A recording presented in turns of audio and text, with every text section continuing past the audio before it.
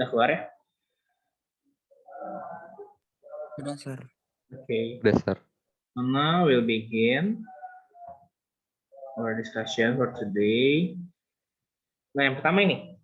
Perhatikan pernyataan di bawah ini. Semakin kecil luas bidang sentuh, maka tekanan yang dihasilkan semakin kecil. Nah, jadi ini itu ngomongin tentang tekanan. So we have the formula of it. The formula of it is pressure equals to F divided by A. Gitu ya. Jadi ada F sama ada A. Nah, P sama F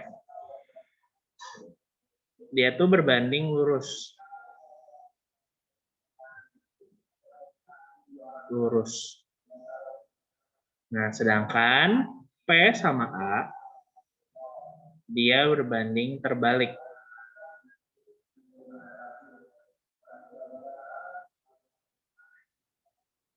Nah, jadi nanti kalian tinggal tentuin aja. Jadi P sama F berbanding lurus.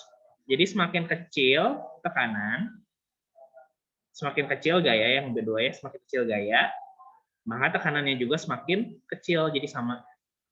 Karena dia berbanding lurus.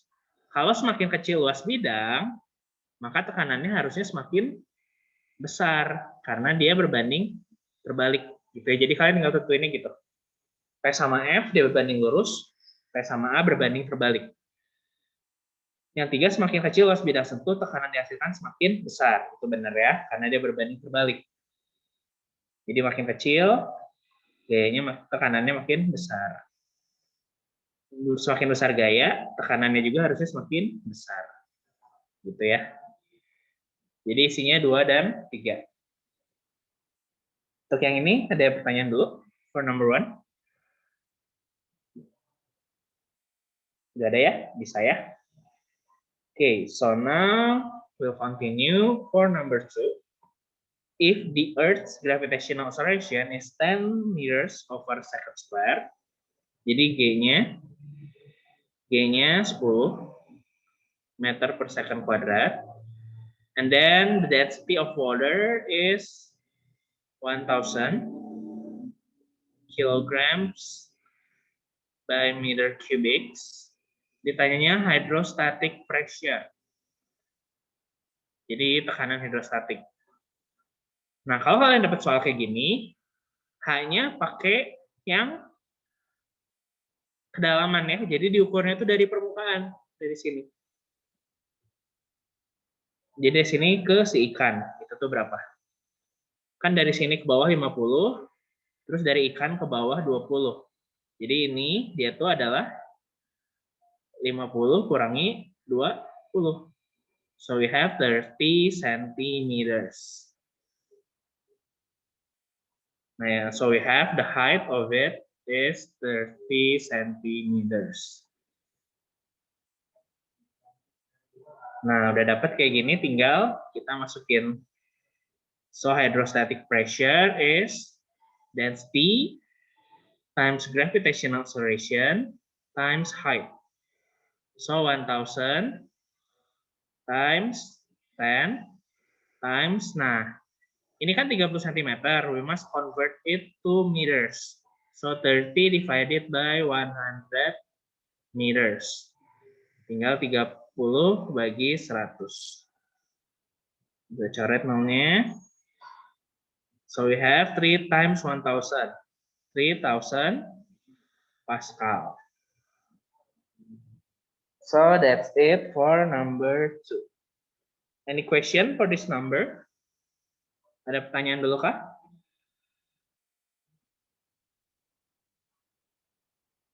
Ada?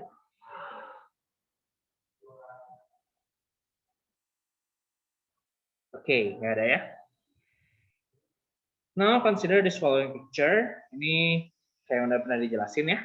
The correct conclusion about frequency and period of vibration between K and L are. Nah, jadi kalian tinggal lihat yang namanya panjang tali. Kalau misalnya panjang tali, yang namanya period itu waktu yang dibutuhkan untuk melakukan satu kali getaran, gitu ya. Period itu kan T besar. Nah, jadi kalian tinggal lihat aja. Kalau misalnya talinya panjang, berarti waktu yang dibutuhkan untuk menjalani satu getaran, dia kan berarti lebih panjang dong waktunya. Nah, jadi bisa kita tarik kesimpulan, period yang K is greater than L period. Gitu ya. Karena panjang tali. Jadi panjang talinya aja yang harus dilihat ya. Nah, terus kalau TK lebih besar dari TL, FK-nya kebalikannya pasti. Karena frekuensi itu berbanding terbalik sama period. Gitu ya. Jadi FK frekuensi yang K is less than L frekuensi. Tinggal gitu. Jadi ingat pokoknya panjang tali aja. Semakin panjang talinya, periodenya semakin besar. Jadi kalian harus tahu definisi frekuensi and period. Any question for this number?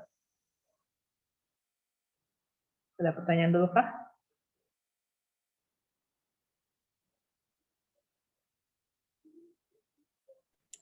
Sir, tadi periode itu waktu untuk satu getaran ya? Ya, waktu yang diperlukan untuk melakukan satu kali getaran.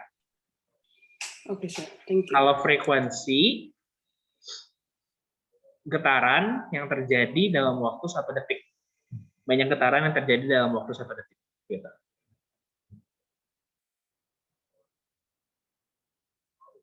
Okay, so now we'll continue. Perbedaan gelombang elektromagnetik dan gelombang mekanik. Nah, the keywords for electromagnetic and mechanical wave is medium. Itu kan pembagian wave berdasarkan mediumnya kan? Medium di mana dia merambat, ya. So you can find the answer yang ada mediumnya, gitu ya. Elektromagnetik dia tidak memerlukan medium untuk dia merambat, sedangkan mekanik butuh medium. So the answer will be C. Gelombang mekanik memerlukan medium, sedangkan gelombang elektromagnetik tidak memerlukan medium untuk dia bisa merambat. So the keyword is medium ya. To number 4. So now we'll continue from number 5 for number 5. The image above shows the waveform produced by a vibration source. The wavelength is, wavelength itu kan lambda. Lambda itu apa? Masih ada yang ingat? S bagi N. So S is the distance. N is amount of wave.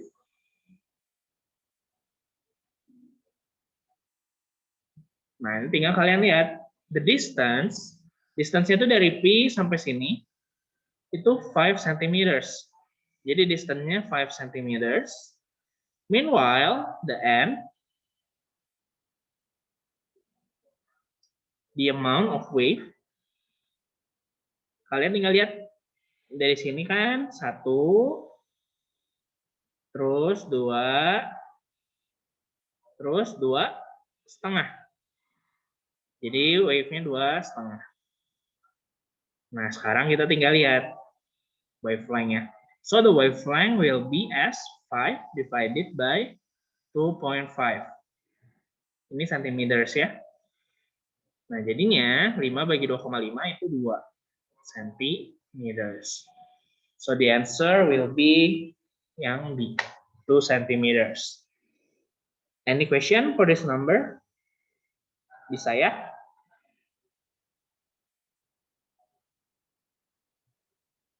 Oke. Nah, ini yang nomor 11. Nomor 11 ada beberapa ya. Tapi ada beberapa yang salah, tapi masih saya benerin ya. Yang benar tuh kayak gini. Yang namanya mengapung itu tuh, melayang atau tenggelam, itu tuh nggak langsung pasti gitu ya. Jadi kalau misalnya FA-nya lebih kecil dari W, langsung mengapung semua. Tapi ini tuh ada ketinggian. Kan ini ada ketinggian masing-masing kan. Nah, jadinya benda melayang tuh kita bisa lihat dari kan FA sama dengan W. Ini yang melayang.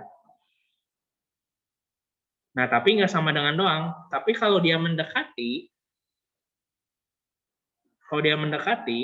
itu juga masuknya masih melayang. Ini yang harus diingat ya. Jadi kalau mendekati dia melayang. Mungkin agak ke atas barangnya gitu ya, di sini. Atau mungkin agak ke bawah, tapi dia masih melayang. Jadi nggak tenggelam sepenuhnya. Gitu. Nah, jadi kalau misalnya kalian dapat tabel kayak gini, kalian lihat. Masa jenis airnya kan 1. Gitu ya. Nah, jadi yang terapung, pasti terapung yang benda 1, pasti. Karena dia jauh dari 1 ya. Bedanya jauh. Nah, yang melayang, bendanya tuh ada 2. 2 dan 3. Kenapa? Karena dia tuh mendekati 1. 0,93 itu kan mendekati 1. 1,2 juga mendekati 1. Makanya dia kemungkinannya melayang bendanya. Mungkin agak atas atau agak bawah. Gitu ya. Nah, yang tenggelam udah pasti yang 4. Karena dia jauh banget bedanya ya. Lebih berat dari si air. Gitu ya. Tapi kemarin yang jawabnya terapung masih 1 dan 2 itu masih dibenerin. Gitu.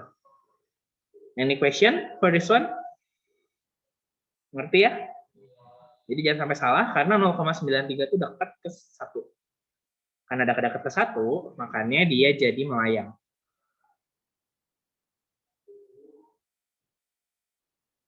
Any question? No, sir. No? Oke. Sir, Ya, boleh. Billy? kalau waktu itu kita ngejawabnya cuma 1, 2, 4, itu masih benar nggak? Benar. Itu salah? Benar-benar. Oh, masih benar. Kemarin masih dibenerin. Jadi kalau yang melayangnya juga cuma jawab 2 atau 3, itu juga masih dibenerin. Oke, sir. Thank you. Cuma nanti mah jawabnya semua ya. Kalau misalnya ada soal ini lagi. Ingat aja pokoknya. Okay, now we'll continue. For this one, consider this following picture. The hydraulic car forklift. Each tube has a piston with A1, area yang pertama. Sorry.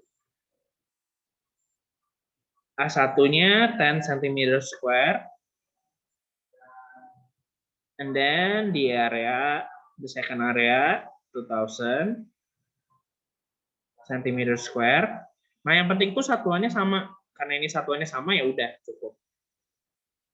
F1-nya, if the F1 force used to pump the piston, A1 is 20 Newton, so the force is 20 Newton. The F2 force used to lift the car is equal to, nah kita cari F2. Kalau dapat soal kayak gini tinggal F1 per A1 second F divided by second A. So 20 by 10 equals to second F by 2000. Ini boleh langsung kali silang aja. 20 kali 2000 per 10 sama dengan F2. Kita coret ya. Jadinya 4000 sama dengan F2. Jadi isinya 4000 Newton. Gitu ya. Jadi si gaya yang keduanya 4000. Nah, ini bisa ya. Any question before I continue? No, sir. No? questions. Okay. So now we continue with this one. The communicating vessel atau bejana berhubungan ya. In the figure is filled with water and oil. Row yang pertama tuh oil 0,8. Terus dia row kedua itu tuh air 1 gram per centimeter kubik.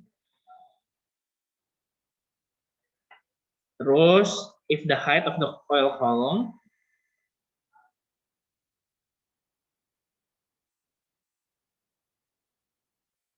(15 centimeters). Nah, yang ditanya, nah ini kemarin tuh masih pada jawabnya yang H2 ya. H2-nya berapa. Nah, tapi kan yang ditanya itu difference in height of the water surface at both mouths of the vessel. Gitu. Jadi yang ditanyanya tuh si mouth-nya between the surface. Jadi jarak antara selisih tinggi antara dua ini ya. Jadi selisih antara H1 sama H2 yang ditanyanya. H1, H2 yang difference. Nah, jadi caranya kita cari dulu H2-nya berapa. Jadi rho 1 kali H1, rho 2 kali H2. Nah, rho 1-nya kan 0,8 kali 15 sama dengan 1 kali H2. Jadi H2-nya 0,8 dikaliin 15. Lalu didapat hasilnya 12 cm. Nah, tinggal cari diff-nya. Difference-nya berarti 15 kurang 12 cm. So the answer will be 3 cm. Gitu. Any question for this one? Kemarin yang jawabnya sampai sini dapat poin juga. Cuman full score buat yang sampai 3 cm. Tapi yang nyampe 12 cm juga dikasih poin. Gitu ya. Jadi kalau dicari difference-nya, difference in height ya, dari both mouths, ya berarti cari selisihnya dari H1 sama H2. Oke, so now we'll continue. Perhatikan ayunan bandul silinder pada gambar berikut. Jika gerak silinder dari X ke Z memerlukan waktu 0,2 detik, jarak X ke Y 3 cm. Nah, Y-nya pun titik tengah. X ke Y-nya 3 cm. Nah, yang pasti berarti amplitudo itu dari titik tengah sampai simpangan terjauh. Hitungnya itu dari titik tengah, berarti dari Y sampai X atau Y sampai Z. Nah, jadi amplitudonya udah pasti 3 cm. Itu mah udah pasti ya. Jadi jangan sampai salah. Dan kemarin masih ada beberapa yang salah ini ya. Pokoknya amplitudo itu dari titik tengah ke simpangan terjauh. Nah, sekarang ditanyanya periode. Periode itu waktu bagi banyak getaran. Nah, waktunya kan 0,2 bagi, nah banyak getarannya berapa? Getarannya itu dari X ke Z. Dari X, Y, Z. Dengan seperempat, ini seperempat. Nah, jadi totalnya adalah N equals to half vibration. Gitu ya. Jadi 0,2 bagi setengah. Jadi isinya 0,2 kali 2/1 ya dibalikin. Jadi 0,4 second waktunya, periodenya ya. Gitu. Jadi jangan sampai salah ya untuk soal yang ini. Nah, itu ada beberapa yang salah di amplitudo sama yang ini juga nih. Jadi kalau 0,2 bagi 1/2, kan ini baginya jadiin aja kali, tinggal pecahannya dibalik. Okay, so now we'll continue to our next number. A wave has velocity of 6 meter per second. So the velocity is 6 meter per second. And then the period 5 second. Ditanyanya wavelength. Nah, ini kemarin masih ada yang salah ya. Sekarang ditanyanya adalah wavelength. Kan V equals to lambda kali F, atau V sama dengan lambda per period. Nah, sekarang ditanyanya lambda kan, berarti lambda itu V kali period. Jadi kan ada dua rumus ini ya. Karena ini kasih taunya period, jadinya we use this one. Velocity equals to wavelength divided by period. So the wavelength will be velocity times period. So 6 meter per second times 5 seconds. So we have 30 meters for the wavelength. Jadi jangan sampai salah ya. Kalau frekuensi bisa pakai rumus yang di atas ini, kalau period bisa yang di bawah. Soalnya kan frequency equals 1/period. Gitu. Any question for this number? Bisa ya? Okay, so now we'll continue to say as height of the water in the vessel is 20 centimeters. Determine the hydrostatic pressure in A, B, and vessel base. Jadi di dasar ya, ini tuh dia 20 centimeters. Ini udah kasih tau nih kedalamannya nih, A 5, B itu 10, terus yang vessel base dia 20. Tinggal kita tentuin aja. pH yang A, berarti kan rho kali G kali H. Nah, karena dia tuh water, so the density will be 1000 times 10 times the height of it is 5 divided by 100. Ingat ya, ubah ke meter. Jadi jangan sampai salah, karena ini masih dalam centimeters. Jadi rho-nya dalam kilogram per meter pangkat kubik, makanya dia 1000 ya. Gravitational-nya udah pasti kan meter per second kuadrat. Nah, jadi height-nya juga dalam meter, jadi jangan sampai salah. Nggak coret, so we have 500 Pascal. Now B, sama ya, rumusnya masih sama. Hydrostatic pressure, rho times gravitational acceleration times height. So 1000 times 10 times height-nya 10 divided by 100. Jadi dapat 1000 Pascal. Nah, the last one, dia di vessel base. Vessel base, so the height will be 20 centimeters. So 1000 times 10 times 20 divided by 100. So we have 2000 Pascal. Kayak gitu ya. This one is for number 21. Any question for this number?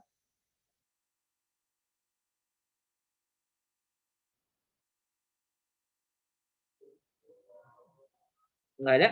Oke, so now continue. Sebuah pesawat hidrolik memiliki penampang kecil A1 20 cm kuadrat dan penampang besar A2 sebenarnya 1 meter kuadrat. 1 meter persegi ya.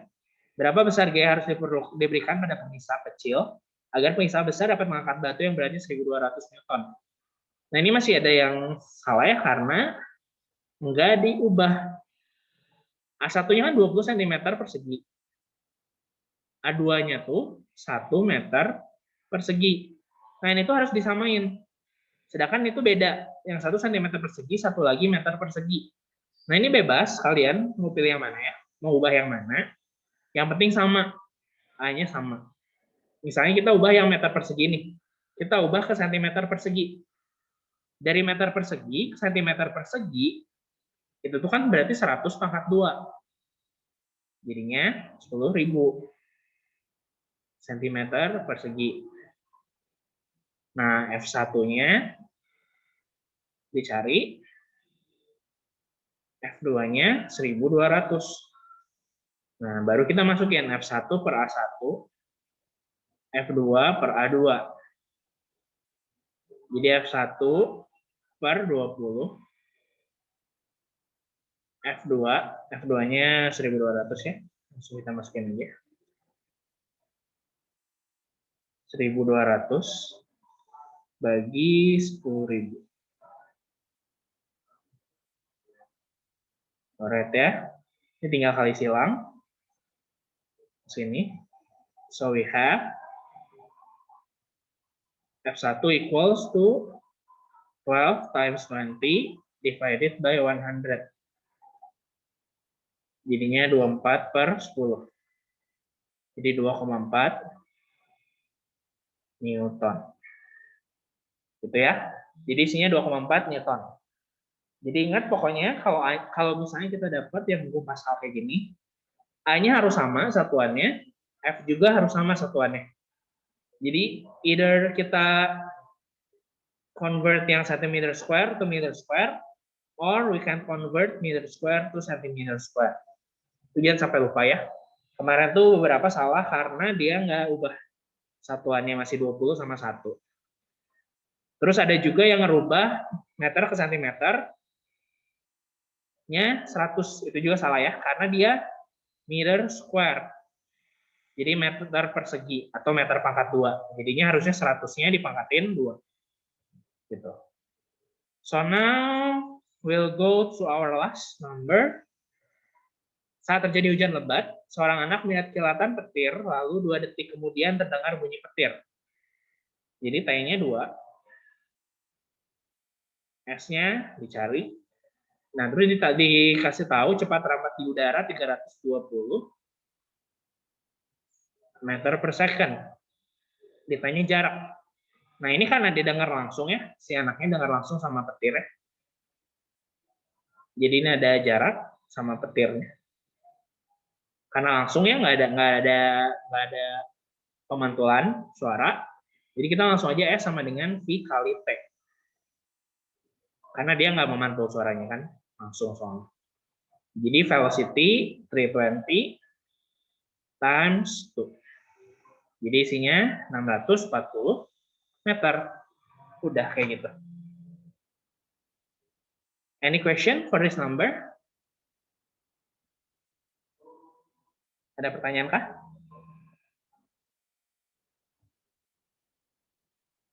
Sir, untuk nomor yang sebelumnya, kalau misalnya yang 20 cm diubah ke meter square, boleh kan, Sir? Boleh. Tinggal 20 bagi 10.000. Pokoknya jangan sampai salah aja ngebaginya. Gitu. Ada pertanyaan lagi kah? Kalau nggak ada, berarti pembahasannya udah ya sampai sini.